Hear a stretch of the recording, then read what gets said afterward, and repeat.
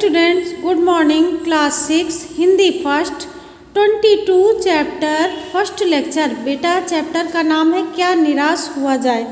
चलिए चैप्टर शुरू करते हैं। मेरा मन कभी कभी।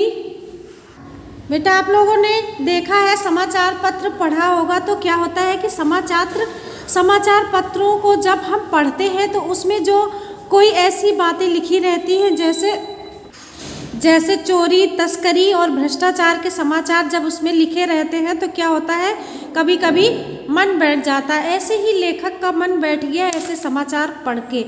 आरोप और प्रत्यारोपण का कुछ ऐसा वातावरण बन गया कि उसको ऐसा लगता था कि देश में कोई ईमानदार आदमी है ही नहीं। तो हर व्यक्ति को वो संदेह की दृष्टि से देखता था। कौन? लेखक। जो जितने ही ऊंचे पद पर है उसके अंदर उतने ही अवगुण भरे हुए हैं। एक दिन क्या हुआ कि बहुत बड़े आदमी ने लेखक को एक बार कहा कि वो इस समय सुखी वही है जो कुछ नहीं करता। जो कुछ भी करेगा उसमें लोग दोष खोजने लगेंगे और उसके सारे गुण भुला दिए जाएंगे और दोषों को बढ़ा चढ़ा कर दिखाया जाने लगेगा।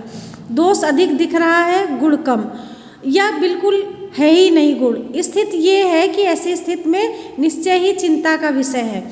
तो ये भारतवर्ष है जिसका सपना तिलक और गांधी ने देखा था और रविंद्रनाथ टैगोर ने, मदन मोहन मालवीय ने इस भारत को महान संस्कृति, इसकी संस्कृति के अतीत के कत्वर में डूब गए और आर्य और द्रविड़, हिंदू और मुसलमान, ये सब यूरोपीय और भारतीय आदर्शों की मिलन भूमि मानव महासमुद्र क्या सूखी गया। मेरा मन कहता है कि ऐसा हो नहीं सकता।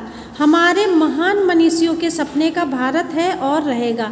ये सही है कि इन दिनों कुछ ऐसा माहौल बना हुआ है कि ईमानदारी से मेहनत करके जीविका चलाने वाले भोले भाले मजदूर ही पिस रहे हैं और झूठ और फरेब का जो रोजगार करते हैं वो बहुत बढ़ोतरी कर रहे हैं। तो ईमानदारी को क्या कहा जाता है? मूर्खता कहा जाता है और पर्यायवाची वो सच्चाई केवल बेबस लोगों के हिस्से में आ जाती है।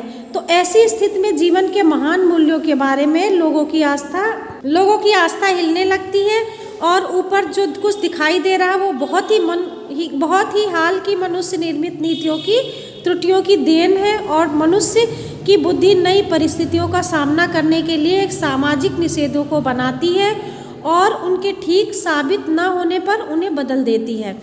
नियम कानून सबके लिए बनाए जाते हैं और पर कभी कभी एक ही नियम सबके लिए सुखकर नहीं होते। सामाजिक कायदे कानून कभी कभी युग के परिचित आदर्शों से टकराते हैं और उसकी ऊपरी सतह आलोड़ित भी होती है और पहले ये हुआ कि आगे भी होगा, इसे देखकर हताश हो जाना ठीक नहीं है। बेटा आपका ये लेक्चर फिनिश हुआ, अगला लेक्चर कल पढ़िएगा। आप लोग अपना होमवर्क नोट कीजिए। ये शब्द अर्थ बेटा आपको अपनी नोटबुक में लिखना है और लिखने के साथ साथ आपको लर्न भी करना है। Thank you class.